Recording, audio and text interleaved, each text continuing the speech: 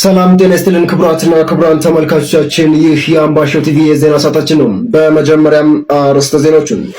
የደብረ ብርሃን ዩኒቨርሲቲ አትሌቲክስ ክለብ ለአትሌቶቻችን አስፈላጊውን ስልጠናና ልምምድ እያደረግን ነው ሲል ለአምባሻው ቲቪ ገለጸ። ተከታዩን ትሰሙታላችሁ። ከዩኒቨርሲቲው ባሻገር ሀገራችንን ያስጠሩ የብዙ አትሌቶች መፍለቂያ የደብረ ብርሃን ዩኒቨርሲቲ አትሌቲክስ ክለብ ከባለፉት ዓመታት በተሻለ መልኩ ከመካከለኛ እስከ ረጅም ርቀት ሩጫ ልምምድ በማድረግ ላይ ይገኛሉ። የደብረ ብርሃን ዩኒቨርሲቲ አትሌቲክስ ክለብ አሰልጣኝ አቶ አያና ሙልጌታ በሳምንት ለ4 ቀናት ያክል አትሌቶች ልምምድና ስልጠና እንደሚያደርጉ ተናግረዋል። እኔ አያና ሙልጌታ እባላለሁ።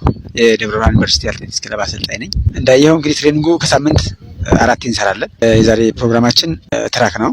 እንግዲህ ለክሮስ ነው እየተዘጋጀን ያለ። ስመጥር አትሌቶችን በማፍራት የምትታወቀው ውቢቷ ደብረ ብርሃን ቀዝቃዛና ለሰዎች ተስማሚ የሆነ አየር ንብረት እንዳላት ይታወቃል። ታዲያ ይህ ቀዝቃዛ አየር ንብረቷ ለአትሌቶች ጥሩና ምቹ ዕድልን ፈጥሮላቸዋል። አትሌት ሀብታሙ ፈንታውን እባላለሁ። የምሰራው በደብረ ብርሃን ዩኒቨርሲቲ አትሌቲክስ ማሰልጠኛ ማዕከል ውስጥ ነው።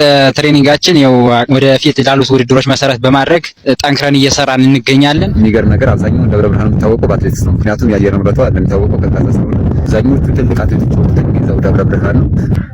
እንደነ ይታያል ምሳሌ እናም ሌሎችም አሉ። እኛም ደግሞ እንደነሱ ደግሞ ሀገራችንን ለማብራት ጠንክረን እየሰራን እንገኛለን። መስፍን አዱኛ ይባላል። የደብረ ብርሃን ዩኒቨርሲቲ አትሌቲክስ ክለብ ነኝ። ትሬኒንግ አሪፍ ነው። ሀገሬን ዓለም ላይ ለማስተዋወቅ ፈልጋለሁ።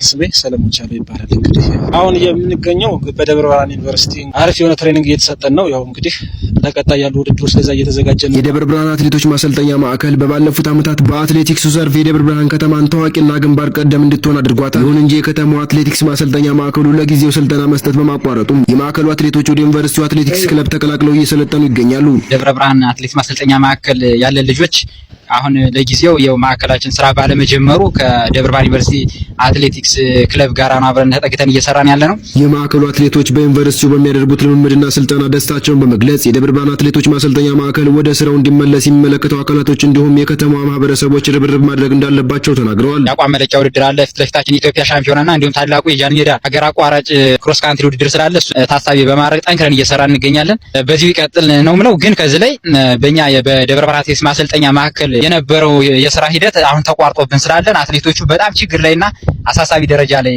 ስለደረስን መንግስት ይህንን ታሳቢ በማድረግ ተገቢውን ስልጠና መውሰድ እንዲኖርብን ክትትል ማድረግ አለበት ብዬ አስባለሁ። ደብረ ብርሃን ማሰልጠኛ ማዕከል ትንሽ አሁን ላይ በአንዳንድ ችግሮች ምክንያት ለጊዜው ተቋርጦ ያለበት ሁኔታ ነው ያለ። ክልሉም ከተማ አስተዳደሩም እንግዲህ ያንን ነገር ያለውን ኃላፊነት ተወጥቶ ዩኒቨርሲቲ እንግዲህ ቀጣይነት ያለውን ነገር ማስቀጠል ከዚህ የመጣው 2010 ጀምሮ ነው።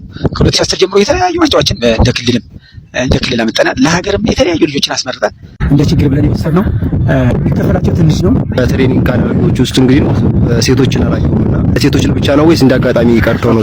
ዛሬ አጋጣሚ ሆኖ ነው። ፕሮግራማቸው ሌላ ቦታ ነው እንጂ ሴቶችም አሉ፣ በብዛት አሉ ሴቶችም አሉ።